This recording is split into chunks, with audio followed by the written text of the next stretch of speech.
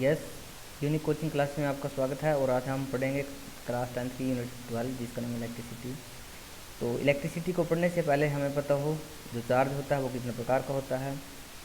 तो चार्ज जो होता है वो दो प्रकार का होता है। बेसिकली आवेश के जो प्रकार होते हैं वो दो होते हैं। There are two types of charge, negative and positive charge. दो आवेश जो होता है, ये चार्ज जो होता है वो दो प्रकार का होता है। एक होता है ऋण आवेश, एक होता है धन आवेश।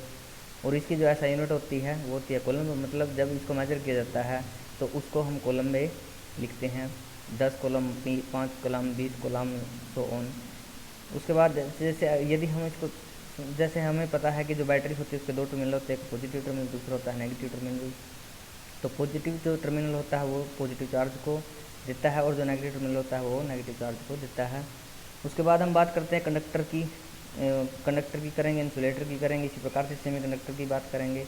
जो कंडक्टर होते हैं, जो सुचालक होते हैं, वो ऐसे पदार्थ होते हैं जो अपने अंदर से विद्युत धारा को बहने देते हैं, ये गुजरने देते हैं। Those substance which allow electricity to pass through them, मतलब इनके अंदर से इलेक्ट्रिसिटी गुजर सकती है। जैसे हम अपने घर पे जो इलेक्ट्रॉनिक गुड्स हैं, ये इलेक्ट्रिकल गुड्स हैं, इलेक्ट्रिकल अप्लाइंसेज हैं, बिजली से चलने वाले जितने भी यंत्र हैं, ये घर के जो सर्किट हैं, उन सभी में हम जो वायर्स यूज़ करते हैं या तो वो कॉपर की हैं या फिर वो एल्यूमिनियम की है। तो कुछ पदार्थ ऐसे होते हैं जिनके अंदर से आसानी से इलेक्ट्रिसिटी पास कर जाती है, जैसे कॉपर है, सिल्वर है, आयरन है, एक्सेट्रा। जैसे हम बात करते हैं आयरन रोड की, आयरन रोड मतलब लोहे की जो छड़ है, जैसे सरिया है, उसके अंदर से भी इलेक्ट्रिसिटी पास हो सकती है। उसके बाद बात करते हैं इंसुलेटर्स की, जो कुचालक होते हैं, which do not electricity to pass through them, ऐसे पदार्थ जो इनके अंदर से इलेक्ट्रिसिटी पास नहीं कर सकती, गुजर नहीं सकती। जैसे कि बात करते हैं वुड की, जैसे लकड़ी होती है, सूखी लकड़ी बेसिकली, प्लास्टिक जो होती है, रबर होती है, एक्सेट्रा। ऐसे पदार्थ होते हैं जिनके अंदर से इलेक्ट्रिसिटी पास नहीं कर सकती, गुजर नहीं सकती, या फिर ये कह सकते हैं कि एक स्थान से दूसरे स्थान पर नहीं जा सकती, उनको हम कुचालक या फिर इंसुलेटर कहते हैं। उसके बाद बात आती है सेमीकंडक्टर की, जिनको अर्धचालक भी कहते हैं। अर्धचालक का अर्ध का मतलब होता है आधा, चालक का मतलब होता है चालन करना। इनको अर्धचालक इसलिए कहा जाता है क्योंकि जो इनकी कंडक्टिविटी होती है वो कंडक्टर और इंसुलेटर दोनों के बीच में लाई करती है। अब इसको समझना बिल्कुल आसान है।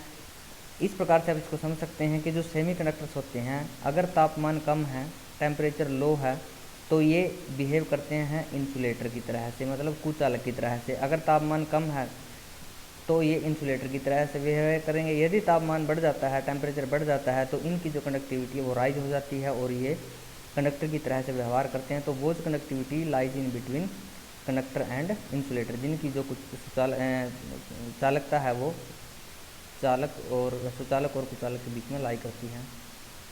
अब हम बात करते हैं इलेक्ट्रिक करंट की। इलेक्ट्रिक करंट को हम आई के द्वारा डिनोट करते हैं, जिसको हिंदी में विद्युत धारा कहते हैं।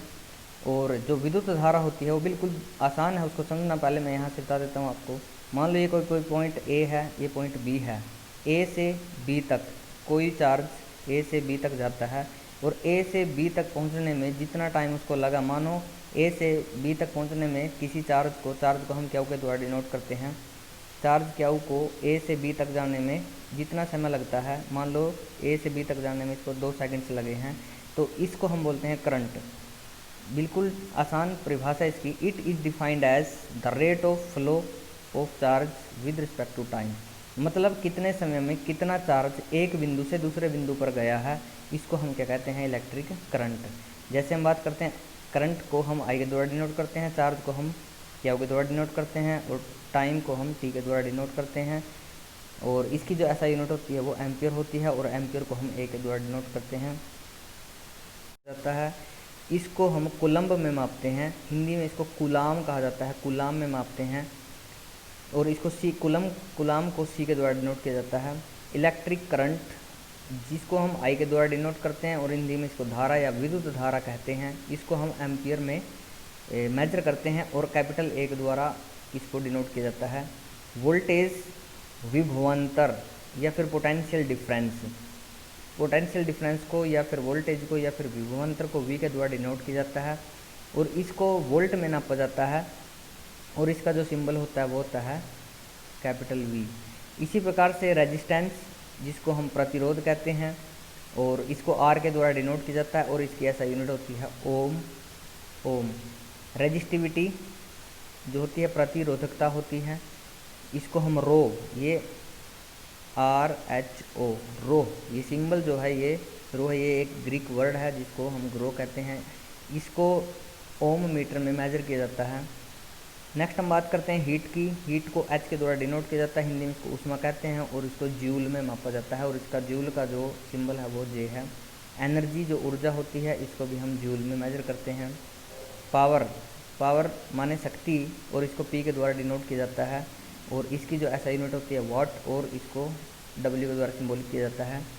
इसी प्रकार से इकोनॉमिकल यूनिट ऑफ एनर्जी, जैसे हमारे घर पे जो इलेक्ट्रिक मीटर लगे हुए हैं उनका जो बिल होता है, उनकी जो यूनिट्स होती हैं, जो रीडिंग्स होती है, उसको मेजर करने के लिए जिस यूनिट का यूज़ किया जाता है, इकोनॉमिकल का मतलब होता है वाणिज्यिक, मतलब बिजनेस लेवल पे किस यूनिट का यूज़ किया जाता है वो होती है किलो वाट हावर, मतलब प्रति घंटा आपने कितनी वोट, कितने किलो वोट यूनिट्स का यूज़ किया जाता है। इस बेस पर जो इलेक्ट्रिसिटी डिपार्टमेंट है वो हमारे घर पे बिल